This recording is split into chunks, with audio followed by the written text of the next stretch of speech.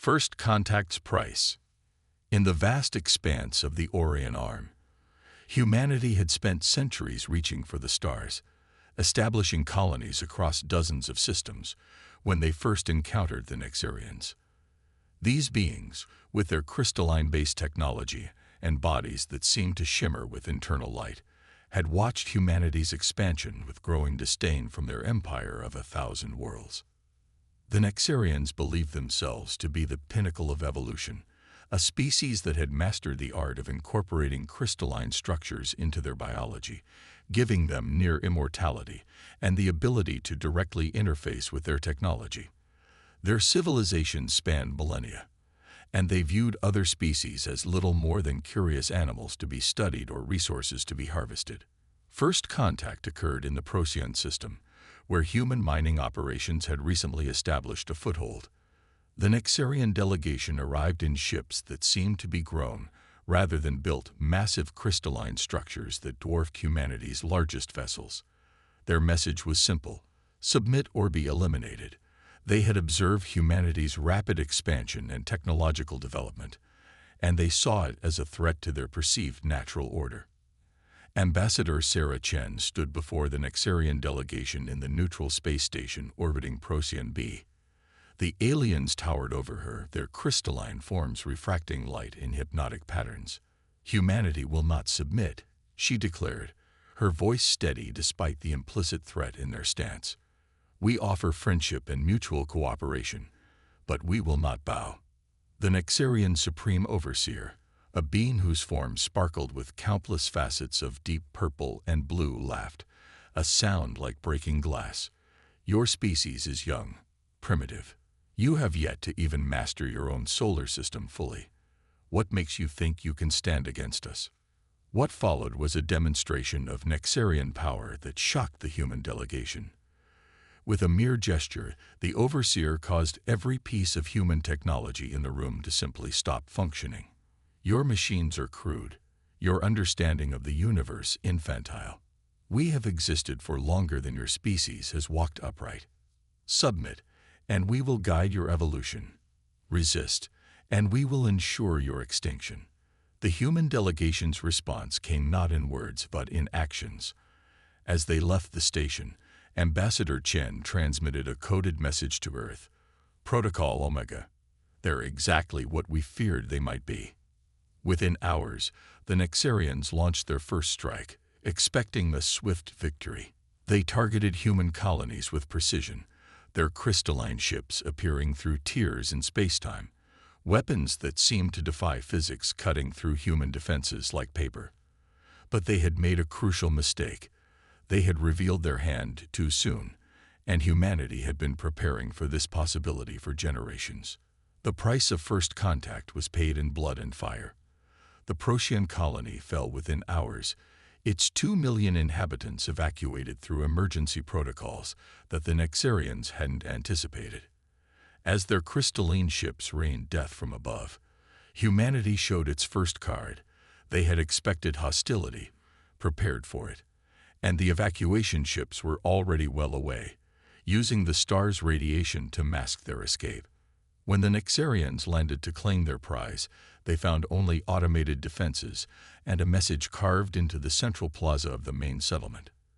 "You should have taken our offer of friendship." The war that would reshape the galaxy had begun. Humanity, despite its technological inferiority, had one advantage the Nexarians couldn't comprehend. They had spent their entire history fighting, adapting, and overcoming supposedly superior forces. Now, facing an enemy that considered them beneath notice, they would show why underestimating humans was the greatest mistake any species could make.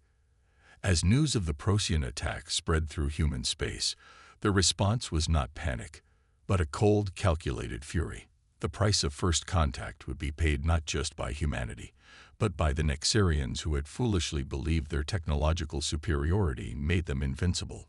They were about to learn why humans were called the most dangerous species in any world they inhabited.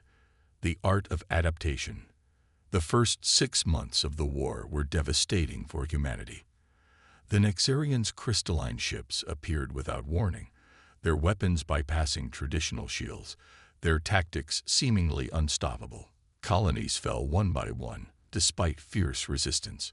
But with each defeat, humanity learned, adapted, and evolved their strategies. Dr. Maya Patel stood in the underground laboratory on Mars, studying the fragments of a destroyed Nexarian ship.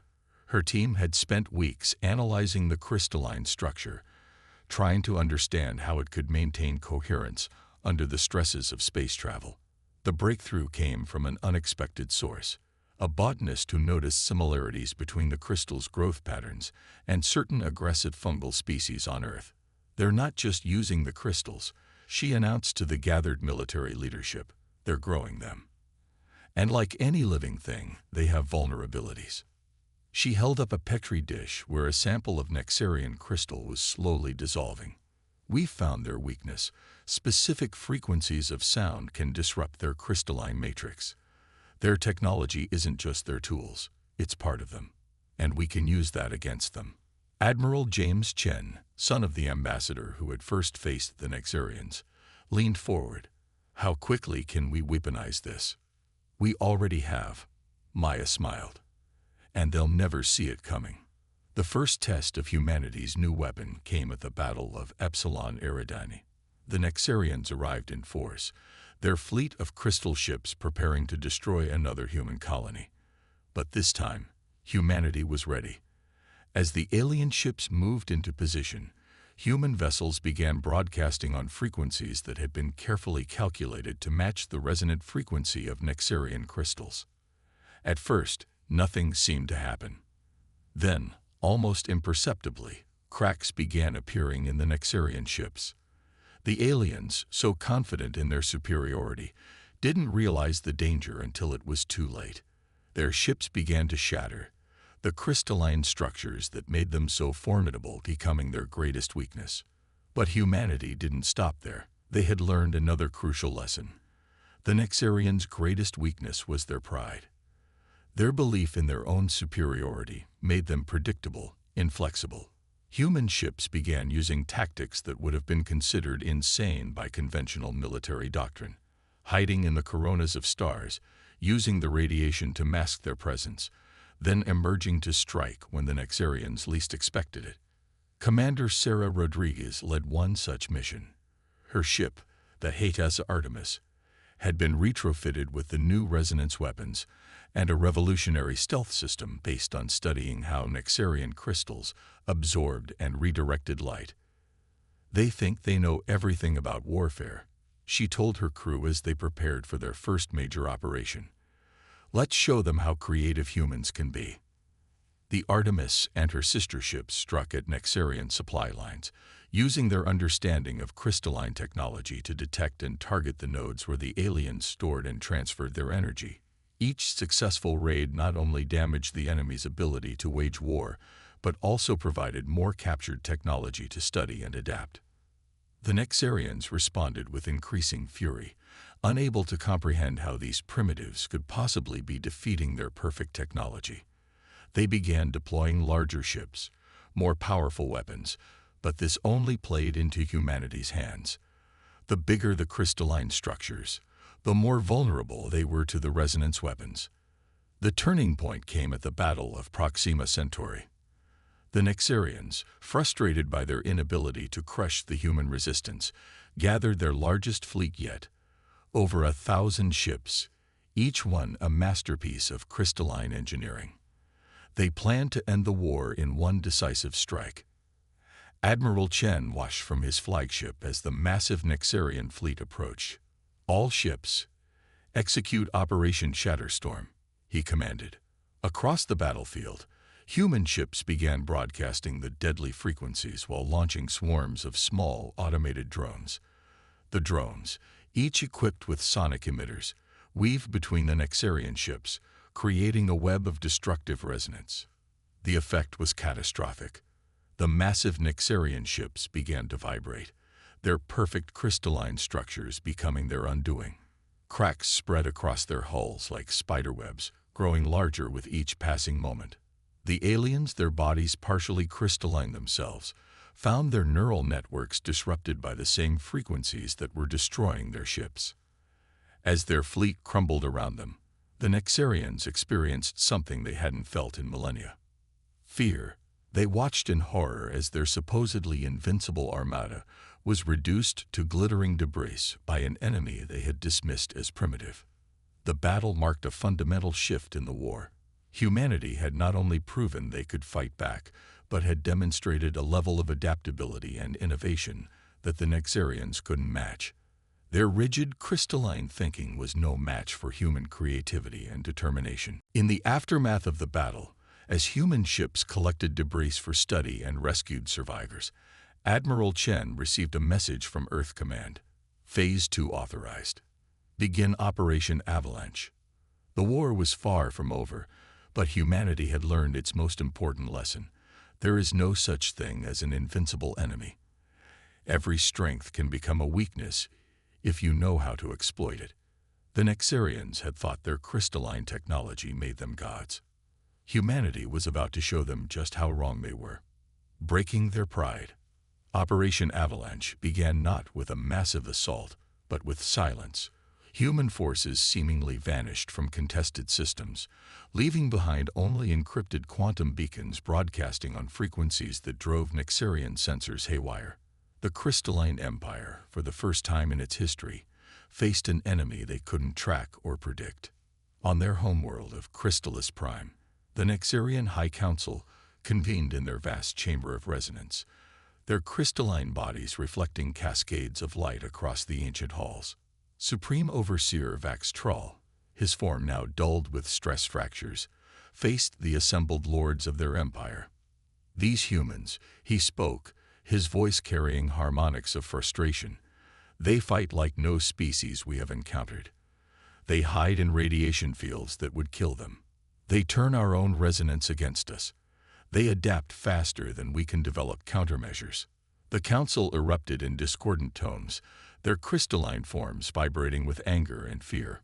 One lord shattered completely, his ancient form unable to maintain coherence under the stress. It was unprecedented. Nexarians were supposed to be eternal, unchanging, perfect. Yet humanity had found ways to make their very nature a weakness. Meanwhile, deep in human space, Admiral Chen and Dr. Patil unveiled the next phase of humanity's strategy. They had spent months studying the quantum signatures of Nexarian communications, understanding how the crystalline beings transmitted information through subspace. Their entire empire, Dr. Patil explained to the assembled fleet commanders, is connected through quantum resonance. It's what makes them so coordinated, so efficient. But it's also their greatest vulnerability. We're going to turn their network into a weapon. The plan was audacious. Human ships, equipped with modified quantum transmitters, would inject corrupted data streams into the Nexarian network. The data, carefully crafted to resonate with Nexarian crystalline structures, would create cascading disruptions throughout their empire. The first strike hit their colonial networks. Across hundreds of systems, Nexarian administrators suddenly found themselves unable to maintain stable forms. Their perfectly ordered society began to fracture as communication breakdowns led to chaos. Colonial lords, unable to receive clear directions from the High Council, began acting independently, something unthinkable in their rigid hierarchy. Commander Rodriguez, now leading a stealth fleet, struck at key Nexarian strongholds during the confusion. "They think in straight lines," she briefed her crews. "We think in curves. They expect perfection. We embrace chaos. That's why we're winning." Her ships appeared from seemingly impossible vectors, using the lessons learned from studying Nexarian sensor blind spots. They didn't just attack military targets, they struck at the very symbols of Nexarian superiority. Ancient monuments were reduced to rubble. Crystalline archives were corrupted with human data streams. Each strike was calculated not just for military value, but for psychological impact. The Nexarians, faced with an enemy that refused to behave according to any logical pattern, began to make mistakes. Their ships, once moving in perfect formation, now clustered defensively. Their attacks, once precisely coordinated, became desperate and predictable. On Earth, the Strategic Command watched as their psychological warfare bore fruit. The Nexarian Empire, which had stood for millennia, was showing cracks deeper than any physical damage could cause. Their society, built on the premise of their own perfection, couldn't handle the reality of defeat. The breaking point came at the Battle of the Crystal Gates, a massive Nexarian installation that controlled their faster-than-light travel network. Admiral Chen led the assault personally, his fleet appearing simultaneously from multiple vectors that Nexarian physics had deemed impossible. "Send the signal," he ordered as the battle began. Across the human fleet, quantum transmitters activated, flooding the Nexarian network with carefully crafted data packets.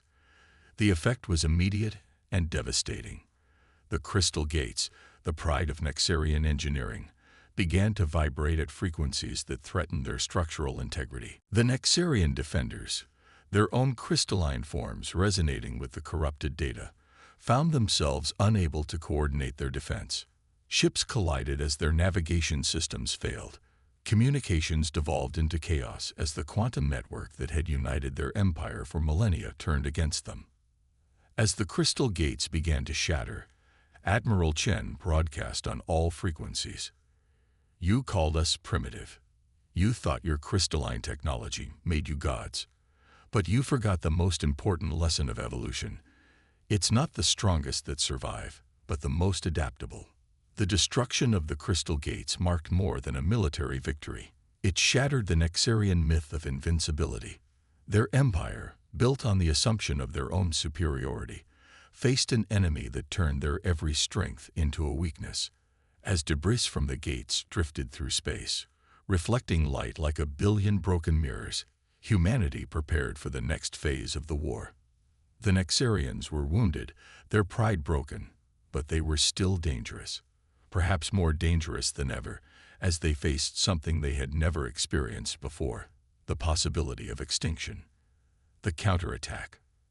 The destruction of the Crystal Gates had fragmented the Nexarian Empire, but fragmentation made them unpredictable.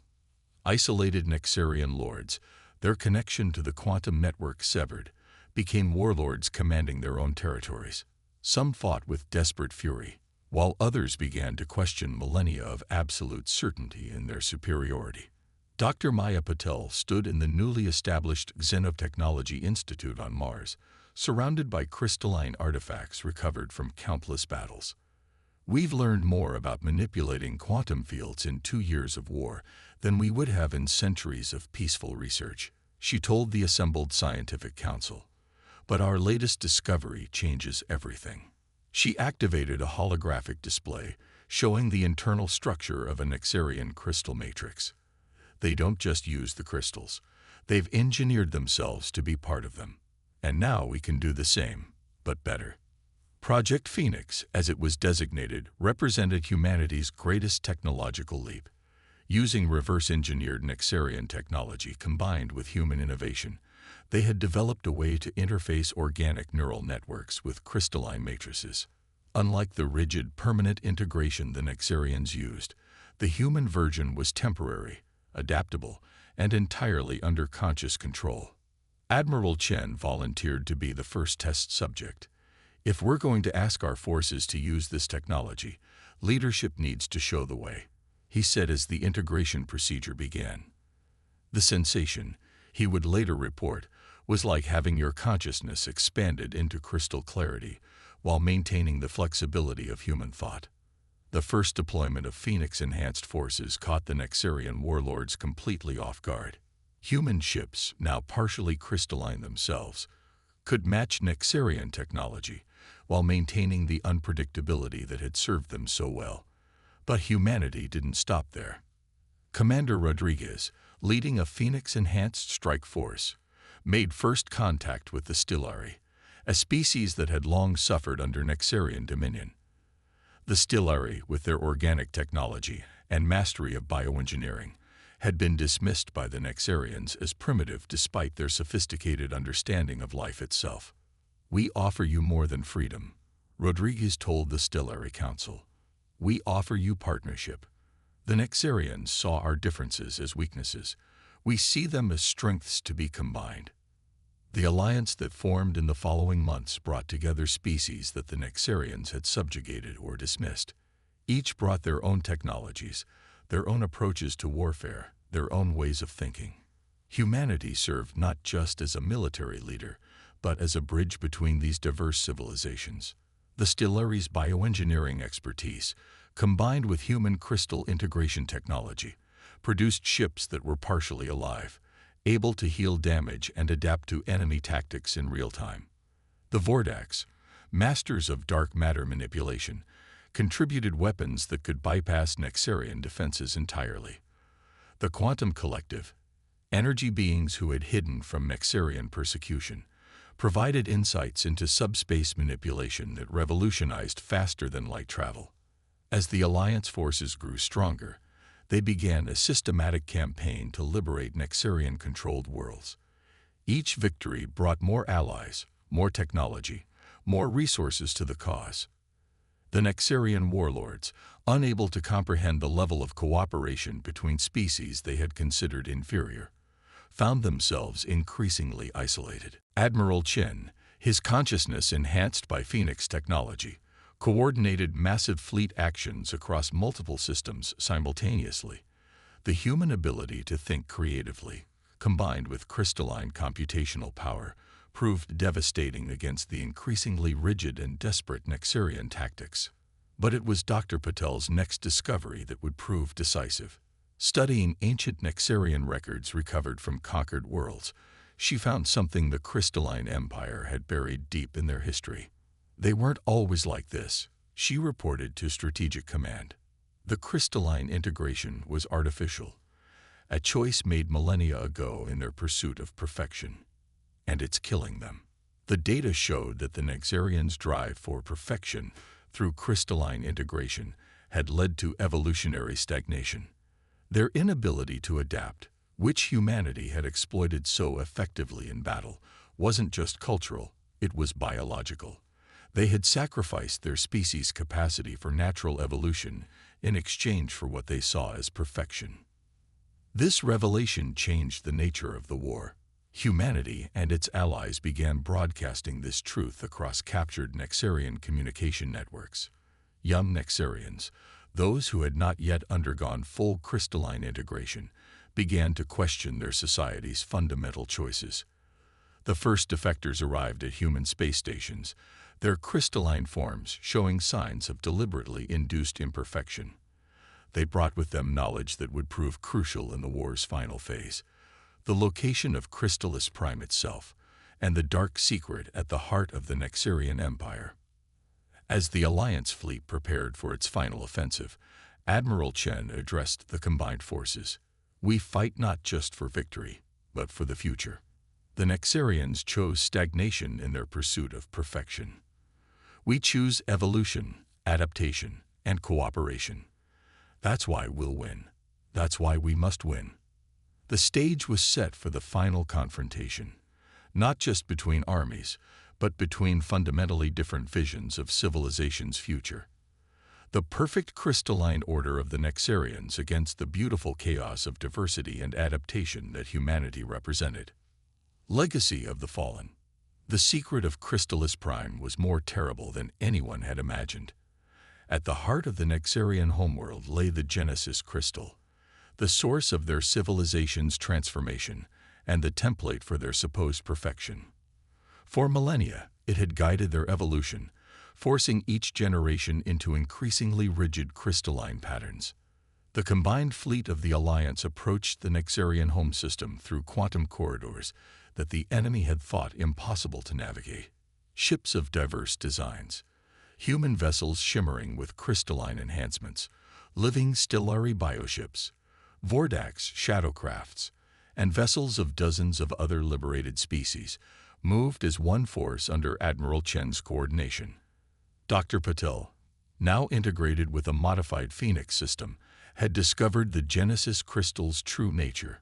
"It's not just a power source," she explained during the final briefing. "It's a prison. The original Nexarians created it to force their species to evolve along a single path. They literally crystallized their own future. The battle for Crystallis Prime began not in space, but in the quantum network itself. Led by the Quantum Collective, waves of data crashed against Nexarian firewalls, carrying the truth about their own history.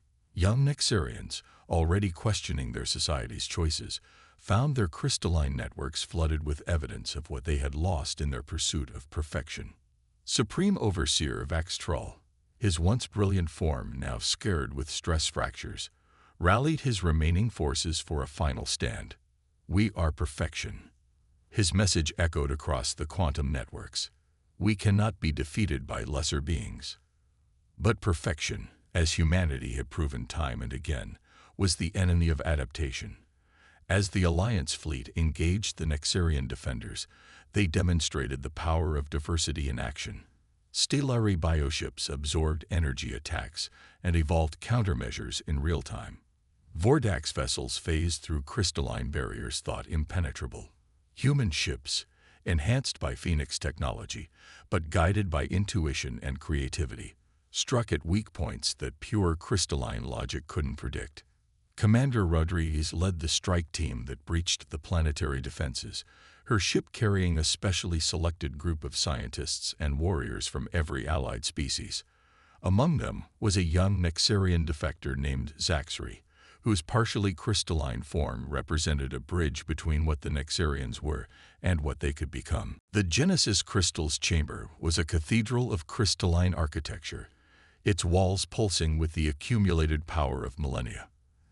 Zaxri stepped forward, his form resonating with the ancient artifact. "Our ancestors made a choice," he declared to the defending Nexarian priests. "They chose certainty over possibility. It's time to make a different choice." What followed was not just a battle, but a revolution.